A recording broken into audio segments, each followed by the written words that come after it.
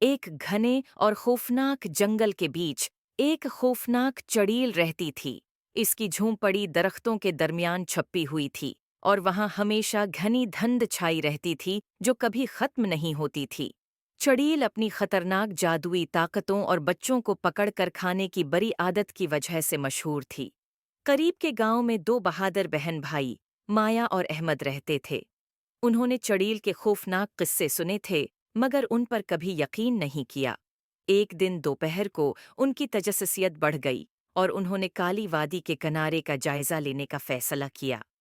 جیسے جیسے وہ جنگل میں آگے بڑھے انہوں نے روشن سرخ بیر کا ایک راستہ دیکھا جو مزید جنگل کی طرف جا رہا تھا۔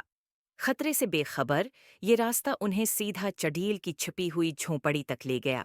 چڑیل اپنے لمبے الجھے ہوئے بالوں اور تاریک گہری آنکھوں کے ساتھ سایوں میں چھپی ہوئی انہیں دیکھ رہی تھی اور اس کے چہرے پر ایک مکروہ مسکراہٹ تھی۔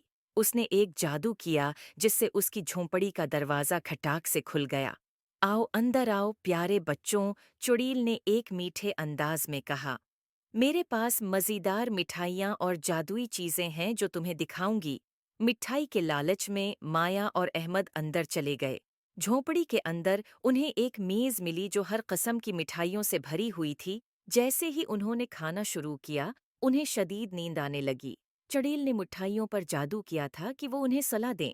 جیسے ہی بچے سونے لگے ایک چھوٹی سی روشنی کمرے کے کونے میں ظاہر ہوئی۔ یہ ایک بہادر پری تھی جس کا نام سونا تھا۔ وہ جنگل پر نظر رکھ رہی تھی اور اس نے بچوں کے خطرے کو محسوس کیا۔ سونا نے اپنی ننھی چھڑی سے ایک طاقتور جادو کیا جس نے بچوں پر لگی جادوئی نیند کو توڑ دیا۔ مایا اور احمد جاگ گئے، حیران لیکن محفوظ تھے۔ سونا نے انہیں جلدی سے دروازے کی طرف رہنمائی کی اور انہیں فرار ہونے کا اشارہ دیا۔ چڑیل جب اس نے دیکھا کہ اس کا شکار بھاگ رہا ہے، چڑیل نے سونا پر جادو کرنے کی کوشش کی، لیکن سونا کی جادوئی طاقت زیادہ مضبوط تھی اور اس نے بچوں کے گرد حفاظتی حصار بنا دیا۔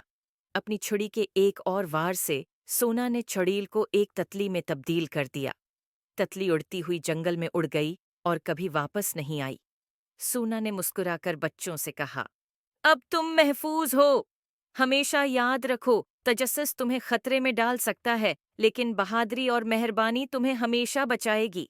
امید ہے آپ کو سٹوری پسند آئی ہوگی۔